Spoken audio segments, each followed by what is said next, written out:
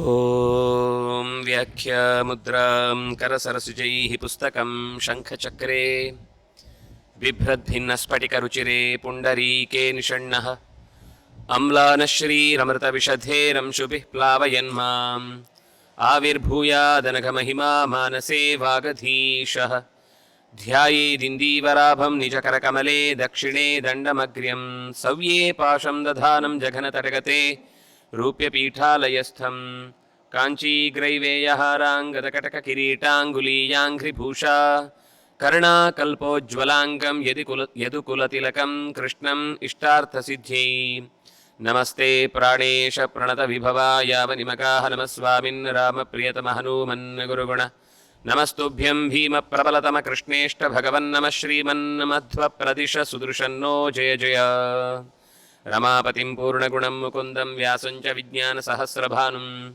पूर्णप्रबोधं च सुतत्वदीपं क्रमाद्गुरूंश्च प्रणमामि मूर्ध्ना सर्वेन्द्रियाभिमानिस्थमुख्यप्राणस्थविष्णुना प्रेरितश्रीचतुष्ट्यर्थं करिष्ये कर्म चाखिलं स्वस्त्यस्तु सतां वाल्मीकिर्गौः पुनीयान्नः महीधरपदाश्रया यद्दुग्धमुपजीवन्ति कवयस्तरणका इव स्वस्त्यस्तु सताम्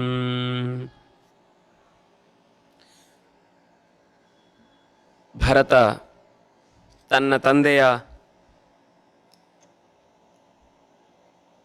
ಕೋಣೆಯನ್ನು ಸೇರಿದ ಹೊತ್ತಿಗೆ ಅಲ್ಲಿ ಯಾರೂ ಇರದೇ ಇದ್ದದ್ದನ್ನು ಕಂಡು ಅಚ್ಚರಿಯಿಂದ ತಾಯಿಯ ಬಳಿಗೆ ಬಂದಿದ್ದಾನೆ.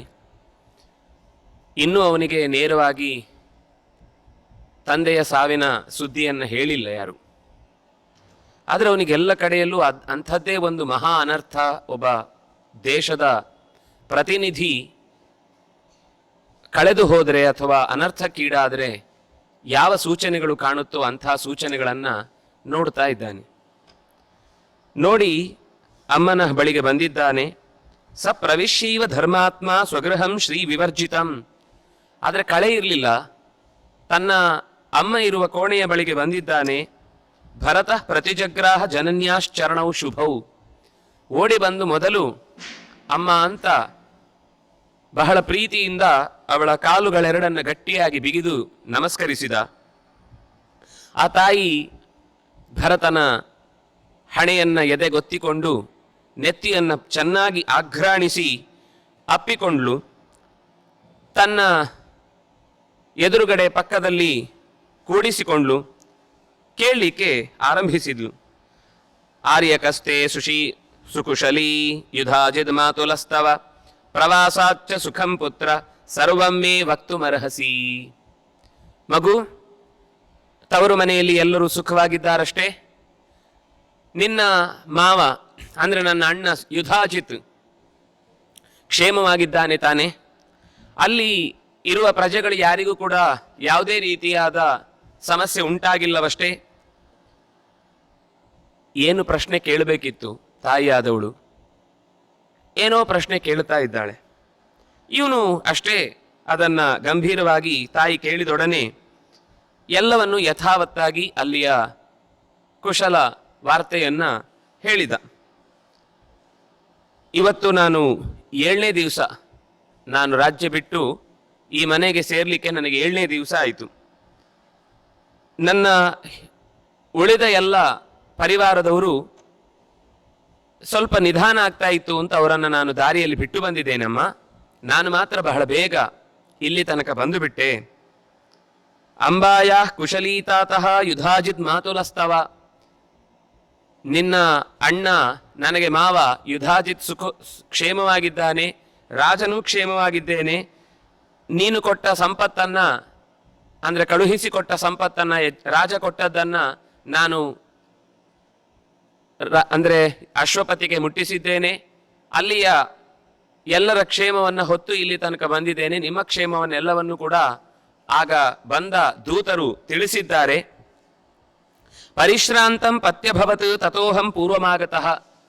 ನಾನು ಬೇಗ ಬಂದಿದ್ದೇನೆ, ಆದರೂ ನನಗೂ ವಿಶ್ರಾಂತಿ ಅಗತ್ಯ ಇದೆ ಅಂತ ಅನ್ನಿಸ್ತಾ ಇದ್ರು ಕೂಡ ಇಲ್ಲಿಯ ಪರಿಸ್ಥಿತಿಯನ್ನೆಲ್ಲ ನೋಡಿದಾಗ ನನಗೆ ವಿಶ್ರಾಂತಿಗಿಂತ ಹೆಚ್ಚು ವಿಷಯವನ್ನು ಸರಿಯಾಗಿ ಅರಿತುಕೊಳ್ಬೇಕಿದೆ. ಅಂದರೆ ಇದನ್ನು ಡೈವರ್ಟ್ ಮಾಡಿ ನಿಧಾನಕ್ಕೆ ಭರತನ ತಲೆಯಿಂದ ತವರು ಮನೆಯ ವಿಷಯವನ್ನು ಮೊದಲು ಕೇಳಿ ಅಲ್ಲಿಯ ಸುಖ ಉಪಚಾರಗಳನ್ನೆಲ್ಲ ಮಾತನಾಡಿಸಿ ಆಮೇಲೆ ನಿಧಾನಕ್ಕೆ ನಿನಗೊಂದು ಸುಖದ ಸುದ್ದಿ ಇದೆ ಅಂತ ಹೇಳುವ ಬಯಕೆಯಿಂದ ಕೈಕೇಯಿ ಈ ಮಾತುಗಳನ್ನು ಆಡ್ತಾ ಇದ್ದಾಳೆ. ರಾಜ ಭವತಿ ಭೂಯಿಷ್ಟಂ ಇಹಾಂಬಾಯಾತ್ ನಿವೇಶನೆ ತಮಹಂ ನಾದ್ಯ ಪಶ್ಯಾಮಿ ಮಿಚ್ಚನ್ ಇಹಾಗತಃ. ಅಮ್ಮ, ನಮ್ಮ ತಂದೆ ಮಲಗುವ ಕೋಣೆ ಶೂನ್ಯಂ, ಅಲ್ಲಿ ಯಾರೂ ಇರಲಿಲ್ಲ. ಎಲ್ಲಿ ಹೋದ್ರು ನಮ್ಮ ಅಪ್ಪ? ಯಾವಾಗಲೂ ರಾಜನಿಂದ ಅಂದ್ರೆ ಶೋಭೆಗೊಳ್ಳಪಡುವಂತಹ ಜಾಗ ಅದು. ಅಕಸ್ಮಾತ್ ರಾಜ ಇಲ್ಲ ಅಂದ್ರು ಇಲ್ಲೇ ಎಲ್ಲೋ ಹೋಗಿದ್ದಾನೆ ಅನ್ನುವ ಒಂದು ಸೂಚನೆ ಅಲ್ಲಿ ಸಿಕ್ತಿತ್ತು. ಆದ್ರೆ ಈಗ ನೋಡಿದ್ರೆ ಅಲ್ಲಿ ಯಾವ ಸೂಚನೆಯೂ ಇಲ್ಲ, ರಾಜ ಅಲ್ಲಿ ಇದ್ದ ಅನ್ನುವ ಸೂಚನೆ ಇಲ್ಲದಂತೆ ಬಿಕೋ ಅಂತ ಅನ್ನಿಸ್ತಾ ಇದೆ. ಎಲ್ಲ ಖಾಲಿ ಖಾಲಿಯಾಗಿ ಕಾಣ್ತಾ ಇದೆ.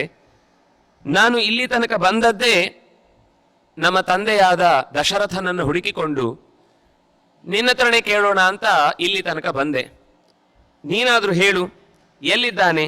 ಪಿತೃಗೃಹೀಶೇ ಚರಣೌ ತಮ್ಮಮಾಖ್ಯಾಹಿ ಪೃಚ್ಛತಃ. ನಿನ್ನ ಕಾಲುಗಳಿಗೆ ಎರಗಿ ನಮಸ್ಕರಿಸಿದಂತೆಯೇ ನಮ್ಮ ತಂದೆಯರ ಕಾಲಿಗೆ ಎರಗಿ ಅವರ ಆಶೀರ್ವಾದವನ್ನು ಪಡೆಯಬೇಕಾದುದು ನನ್ನ ಕರ್ತವ್ಯ.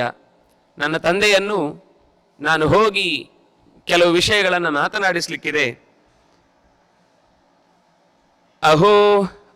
ಅಹೋಸ್ವಿದ್ ಅಂಬಜ್ಯೇಷ್ಠಾಯ ಕೌಸಲ್ಯಾಯ ನಿವೇಶನೆ ತಂ ಪ್ರತ್ಯುವಾಚ ಕೈಕೇಯಿ ಘೋರಮಪ್ರಿಯಂ ಅಜಾನಂತಂ ಪ್ರಜಾನಂತಿ ರಾಜ್ಯಲೋಭೇನ ಮೋಹಿತ. ನಾನು ಕೌಸಲ್ಯೆಯ ಕೋಣೆಗೆ ಹೋಗಿ ಬರಬೇಕಾ? ಎಲ್ಲಿರಬಹುದು? ಅಂದರೆ ತಾತ ಅನ್ನುವ ಶಬ್ದವನ್ನು ಸಂಸ್ಕೃತದಲ್ಲಿ ಬಳಸುವಾಗ ಅಪ್ಪ ಅನ್ನುವ ಅರ್ಥದಲ್ಲಿ ಹೇಳುವುದಿದೆ. ಸಹಜವಾಗಿ ಸಂಸ್ಕೃತದಲ್ಲಿ ಅದೇ ಅರ್ಥ, ತಾತ ಅಂದರೆ ಅಪ್ಪ ಅನ್ನುವುದು. ನಾವು ನಮ್ಮ ಕನ್ನಡ ಭಾಷೆಯಲ್ಲಿ ಅಜ್ಜನನ್ನ ತಾತ ಅನ್ನುವ ಶಬ್ದದಿಂದ ಕರೀತೇವೆ. ಮಗುವಿಗೂ ತಾತ ಅನ್ನುವ ಶಬ್ದವನ್ನ ಸಂಸ್ಕೃತದಲ್ಲಿ ಬಳಸುವುದಿದೆ. ಇದು ಕನ್ನಡದಲ್ಲಿ ಬರುವಂಥದ್ದೇ. ನಾವು ಮಗುವನ್ನ ಎಷ್ಟೋ ಸರ್ತಿ ಅಪ್ಪ ಚೆನ್ನಾಗಿದ್ದೀಯಾ ಅಂತ ಮಗುವನ್ನೇ ಕೇಳುವುದಿದೆ. ಅಪ್ಪ ಅಂದ್ರೆ ಅಲ್ಲಿ ತಂದೆ ಎನ್ನುವ ಅರ್ಥ ಅಲ್ಲ, ಅದೊಂದು ಪ್ರೀತಿಯ ಸಂಬೋಧನೆ ಆಗಿರುತ್ತೆ. ಹಾಗೆ ಇಲ್ಲಿ ನಾನು ಅಪ್ಪನನ್ನ ನೋಡಬೇಕಿದೆ ಅಂತ ಭರತ ಕೌಸಲ್ಯ ಅಂತಃಪುರದೆಡೆಗೆ ಸಾಕ್ತೇನೆ ಅಂತ ಹೇಳಿದಾಗ ತಡೆದು ನಿಲ್ಲಿಸಿದ ಕೈಕೇಯಿ ಕೆಲವು ಅಂಶಗಳನ್ನು ನಾನು ಹೇಳಲಿಕ್ಕಿದೆ ಅಂತ ಆತನನ್ನು ಬರಸೆಳೆದು ಪಕ್ಕಕ್ಕೆ ಎಳೆದು ಹೇಳ್ತಾಳೆ. ಅವಳು ಹೇಳುವ ಮಾತು ಘೋರಂ ಅಪ್ರಿಯಂ, ತಿಳಿಲಿಕ್ಕೆ ಬಹಳ ಕಷ್ಟವಾದದ್ದು, ತಿಳಿದರೆ ಬಹಳ ನೋವಾಗುವಂಥದ್ದು. ಆದರೂ ಹೇಳಬೇಕಾದ ಅಗತ್ಯ ಇತ್ತು ಅನ್ನುವ ಕಾರಣಕ್ಕಾಗಿ ಹೇಳ್ತಾಳೆ. ಯಾಕೆಂದ್ರೆ ರಾಜ್ಯ ಲೋಭೇನ ಮೋಹಿತ. ಅವಳ ತಲೆಯಲ್ಲಿ ಏನಿತ್ತು ಅಂದ್ರೆ ಭರತನಿಗೆ ಈ ವಿಷಯ ತಿಳಿಸಿದ ತಕ್ಷಣ ತುಂಬಾ ಸಂತೋಷ ಆಗುತ್ತೆ. ನನಗೋಸ್ಕರ ಅಮ್ಮ ಎಷ್ಟು ಪ್ರೀತಿಗೆ ತೋರಿಸ್ತಾಳೆ, ನನಗೋಸ್ಕರ ಅಮ್ಮ ಎಷ್ಟು ಕಾಳಜಿ ವಹಿಸ್ತಾಳೆ ಅಂತ ಭರತ ಬಹಳ ನನ್ನ ಬಗ್ಗೆ ಹೆಚ್ಚು ಹೆಚ್ಚು ಮೆಚ್ಚುತ್ತಾನೆ ಅಂತ ಯೋಚಿಸಿ ಈ ಮಾತನ್ನು ಹೇಳ್ತಾ ಇದ್ದಾಳೆ. ಯಾಗತಿ ಸರ್ವಭೂತಾನಾಂ ತಾಂ ಗತಿಂ ತೇ ಪಿತಾಗತ. ನೀನು ಕೌಸಲ್ಯ ಮನೆಗೆ ಹೋಗಿ ಕೇಳಿದ್ರು ದಶರಥನ ಕುರಿತಾದ ಮಾಹಿತಿ ಸಿಗುವುದು ನಿನಗೆ ಇಷ್ಟೇ. ಏನು ಅಂದ್ರೆ ಎಲ್ಲರೂ ಒಂದು ದಿವಸ ದೇಹವನ್ನ ತೊರೆದು ಯಾವ ದಿಕ್ಕಿಗೆ ಕೊನೆಯ ಅವಸ್ಥೆ ಅಂತ ಹೊಂದಬೇಕೋ ಆ ಅವಸ್ಥೆಯನ್ನು ನಿನ್ನ ತಂದೆಯೂ ಕೂಡ ಹೊಂದಿದ್ದಾರೆ. ಯಾಗತಿ ಸರ್ವಭೂತಾನ, ಎಲ್ಲ ಜೀವಜಾತಗಳಿಗೂ ಕೂಡ ಯಾವ ಗತಿ ಕೊನೆಗೆ ದೇಹ ತೊರೆದು ಹೋಗಬೇಕು ಅಂತ ಅನ್ನುವ ಅನಿವಾರ್ಯ ಹೇಗಿದೆಯೋ ಅದೇ ಗತಿ ನಿನ್ನ ತಂದೆಗೂ ಒದಗಿ ಬಂದಿದೆ.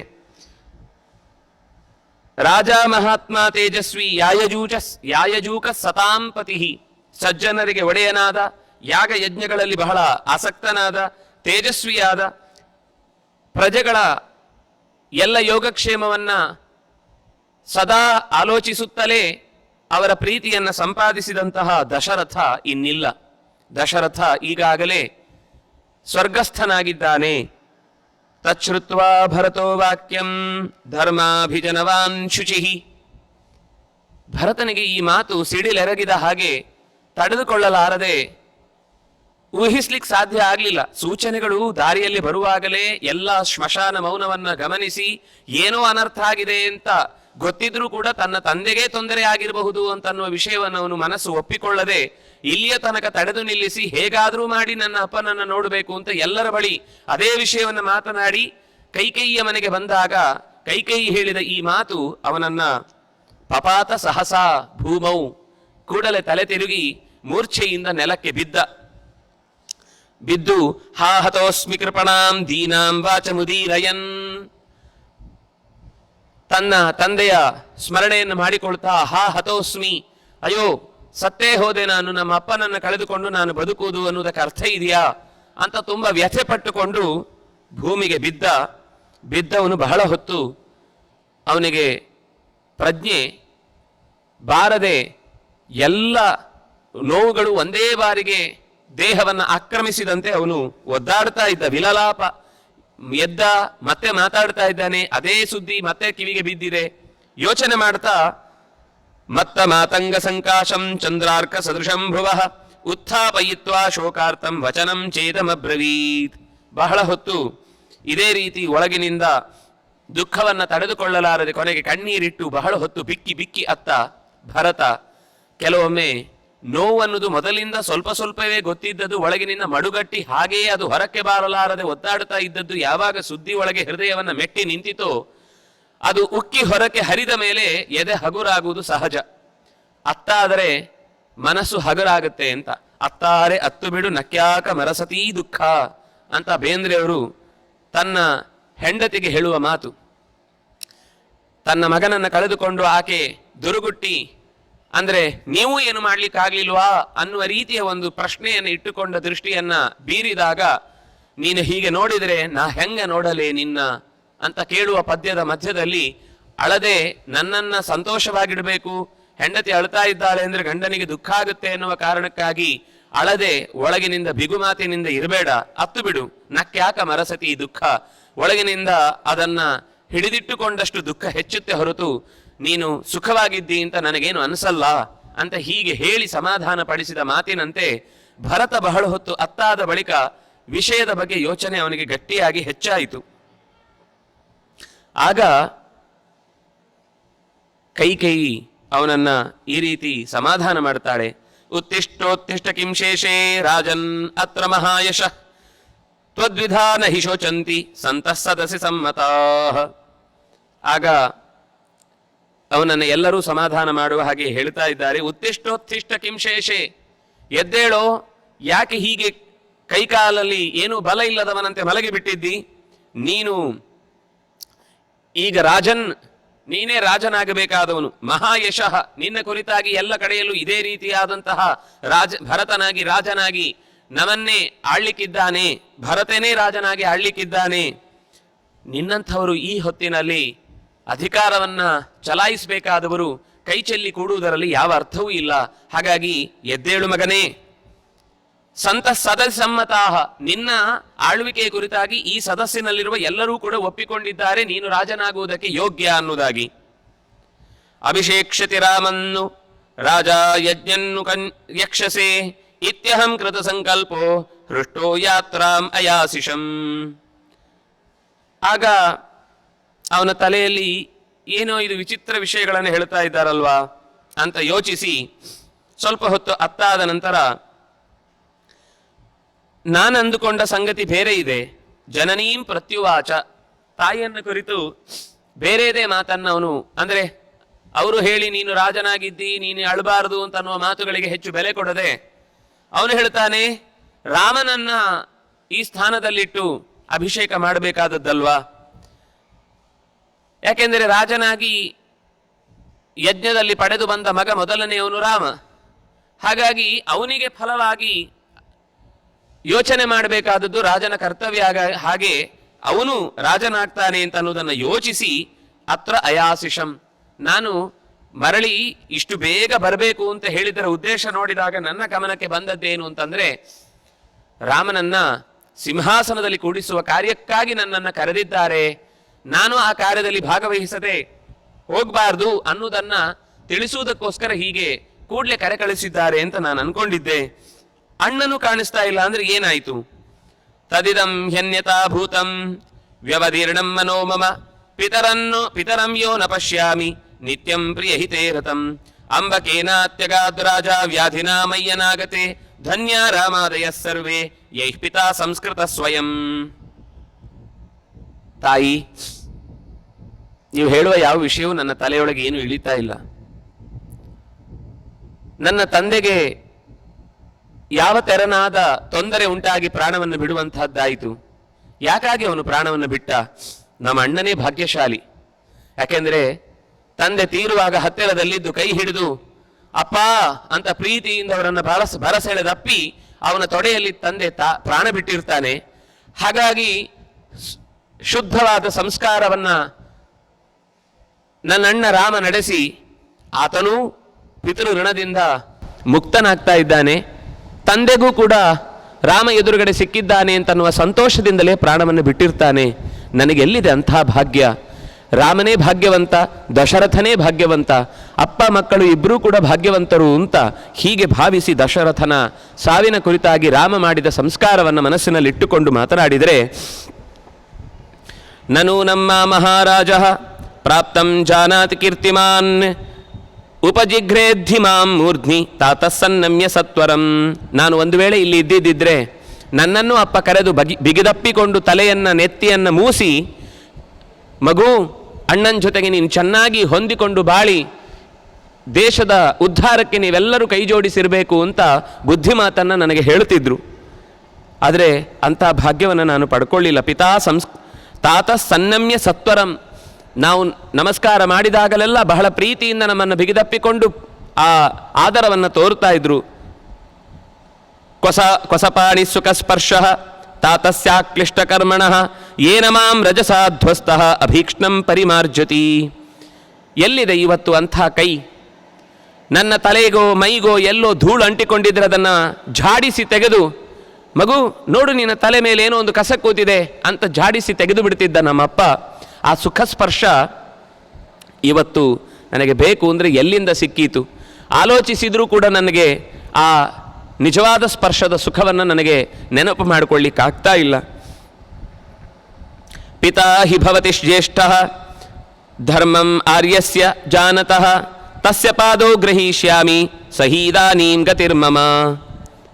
ಯೋ ಮೇ ಭ್ರಾತಾ ಪಿತಾ ಬಂಧುರ್ ಯಸ್ಯ ದಾಸೋಸ್ಮಿ ಧೀಮತಃ ತಸ್ಯ ಮಾಂ ಶೀಘ್ರಮಾಖ್ಯಾಹಿ ರಾಮಸ್ಯಾಕ್ಲಿಷ್ಟಕರ್ಮಣ. ತಂದೆಯ ಸ್ಪರ್ಶವಂತೂ ಸಿಗಲಿಲ್ಲ. ಜ್ಯೇಷ್ಠ ಭ್ರಾತ ಪಿತೃಸಮಃ ಅನ್ನುವ ಮಾತಿನಂತೆ ನನಗೆ ಅಣ್ಣನಾಗಿ, ತಂದೆಯಾಗಿ, ಬಂಧುವಾಗಿ, ಒಡೆಯನಾಗಿ ಎಲ್ಲ ರೀತಿಯಿಂದಲೂ ಆ ಸ್ಥಾನವನ್ನು ತುಂಬಬಲ್ಲವನೊಬ್ಬನೇ ರಾಮಚಂದ್ರ. ಆರ್ಯ, ಅವನು ಪೂಜ್ಯನಾಗಿದ್ದಾನೆ. ಅವನಲ್ಲಿ ಯಾವ ಥರದ ಕರ್ಮಗಳು ಕೂಡ ವ್ಯರ್ಥವಾಗುವುದು ಅಂತಿಲ್ಲ. ಹಾಗಾಗಿ ಅವನ ಬಗ್ಗೆ ನಾನು ಯೋಚನೆ ಮಾಡ್ತಾ ಇದ್ದೇನೆ. ಶೀಘ್ರಮಾಖ್ಯಾಹಿ, ಎಲ್ಲಿದ್ದಾನೆ ನಮ್ಮ ಅಣ್ಣ ರಾಮಚಂದ್ರ?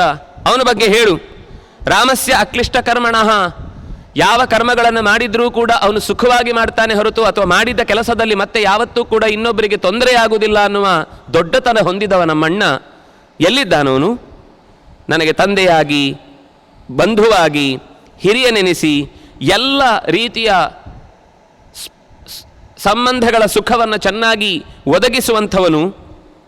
ದಾಸೋಸ್ಮಿ ಧೀಮತಃ, ಇನ್ನೇನು ಹೆಚ್ಚು ಹೇಳುವುದು? ನಾನು ಅವನಿಗೆ ದಾಸ, ನಾನು ಅವನ ಸೇವಕ. ಅವನು ಏನು ಹೇಳಿದರೂ ಅದನ್ನು ಮಾಡಲಿಕ್ಕೆ ನಾನು ಸಿದ್ಧ. ಅಂತಹ ರಾಮಚಂದ್ರ ಎಲ್ಲಿದ್ದಾನೆ? ನಾನು ಈಗಲೇ ಹೋಗಬೇಕು. ತಸ್ಯ ಪಾದವು ಗ್ರಹೀಷ್ಯಾಮಿ ಸಹೇದಾನೀಂ ಗತಿರ್ಮಮ. ಬೇಗ ಹೋಗಿ ನಮ್ಮ ತಂದೆಯ ಕಾಲನ್ನಂತೂ ಹಿಡಿಲಿಕ್ಕೆ ನನಗೆ ಆಗಲಿಲ್ಲ, ಸಿಗಲಿಲ್ಲ. ಕನಿಷ್ಠ ಪಕ್ಷ ಈಗಲಾದರೂ ಅಣ್ಣನ ಕಾಲನ್ನಾದರೂ ಹಿಡಿದು ನಾನು ತಂದೆ ಯಾವಾಗಲೂ ಅಪೇಕ್ಷಿಸ್ತಾ ಇದ್ದಂತಹ ಒಟ್ಟಾಗಿ ಬಾಳಿ ಅನ್ನುವ ಮಾತಿಗೆ ಬದ್ಧನಿದ್ದೇನೆ ಅಂತನ್ನುವುದನ್ನು ನಡೆದು ತೋರಿಸಬೇಕಿದೆ. ಅಣ್ಣ ಎಲ್ಲಿದ್ದಾನೆ ಹೇಳು. ಪಶ್ಚಿಮಂ ಸಾಧು ಸಂದೇಶಂ ಇಚ್ಛಾಮಿ ಶ್ರೋತುಮಾತ್ಮನಃ. ಇಷ್ಟು ಹೇಳಿ ಧರ್ಮವಿದ್ ಧರ್ಮನಿತ್ಯಶ್ಚ ಸತ್ಯಸಂಧೋ ದೃಢವ್ರತಃ ಆರ್ಯ ಕಿಂ ಅಬ್ರವೀದ್ ರಾಜ ಪಿತಾಮೇ ಸತ್ಯವಿಕ್ರಮಃ. ತಂದೆಯ ಕೊನೆಯ ಮಾತನ್ನು ನಾನು ಕೇಳಬೇಕು ಅಂತ ಬಯಸ್ತೇನೆ. ಸಂದೇಶವನ್ನು ಕೊನೆಗೆ ಹೇಳುವಾಗ ಬಹಳ ಕಾಳಜಿಯಿಂದ ಹೇಳಿರ್ತಾರೆ, ತುಂಬ ಮುಖ್ಯವಾದದನ್ನು ಹೇಳಿರ್ತಾರೆ. ಅದನ್ನು ನಾನೀಗ ಕೇಳಿಸಿಕೊಂಡ್ರೆ ನಾನು ಮಾಡಬೇಕಾದ ಕರ್ತವ್ಯದಲ್ಲಿ ನಮ್ಮ ಅಣ್ಣನ ಜೊತೆಗೆ ಹೇಗಿರಬೇಕು ಅಂತ ಅನ್ನೋದನ್ನೆಲ್ಲ ಹೇಳಿರ್ತಾನೆ. ನಮ್ಮ ತಂದೆಯ ಕೊನೆಯ ಸಂದೇಶ ಏನು ಅದನ್ನಾದರೂ ನನಗೆ ಹೇಳು ಅಂತ ಪಶ್ಚಿಮಂ ಸಾಧು ಸಂದೇಶಂ ಇಚ್ಛಾಮಿ ಶ್ರೋತುಮಾತ್ಮನಃ. ಪಶ್ಚಿಮ ಸಂದೇಶ, ಕೊನೆಯ ಸಂದೇಶ ಏನದು ಅಂತ ನನಗೆ ತಿಳಿಸು.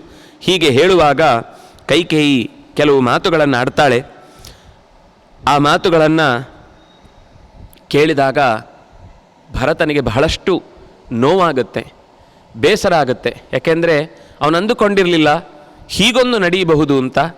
ಅವಳ ಆ ಪ್ರತಿಯೊಂದು ಮಾತಿನಲ್ಲೂ ಅದನ್ನು ಸಹಜವಾಗಿ ನಡೆಯಬೇಕಿದ್ದಿದ್ದು ನಡೆಯಿತು. ನಾನು ಮಾಡಿದ ಕೆಲಸದಲ್ಲಿ ನನಗೆ ಹೆಮ್ಮೆ ಇದೆ ಅನ್ನುವ ರೀತಿಯ ಕೆಲವು ಮಾತುಗಳು ಇಣುಕಿದಾಗ ಭರತ ಅದನ್ನು ಹೇಗೆ ಸ್ವೀಕರಿಸಿದ ಅನ್ನುವ ಮಾತು ಬಹಳ ಸ್ವಾರಸ್ಯಕರವಾದದ್ದು. ಅದರ ಸಂಗತಿಯನ್ನು ಮತ್ತೆ ನಾವು ಮುಂದಿನ ಭಾಗದಲ್ಲಿ ಸೇರಿದಾಗ ನೋಡೋಣ ಅಂತ ಹೇಳ್ತಾ, ಕಾಯೇನ ವಾಚ ಮನಸ ಇಂದ್ರಿಯರ್ವಾ ಬುದ್ಧಿಯ ಆತ್ಮನಾವ ಅನುಸೃತ ಸ್ವಭಾವ ಕರೋಮಿ ಯದ್ಯತ್ ಸಕಲಂ ಪರಸ್ಮೈ ನಾರಾಯಣಾಯೇತಿ ಸಮರ್ಪಯಾಮಿ. ಕೃಷ್ಣಾರ್ಪಣಮಸ್ತು.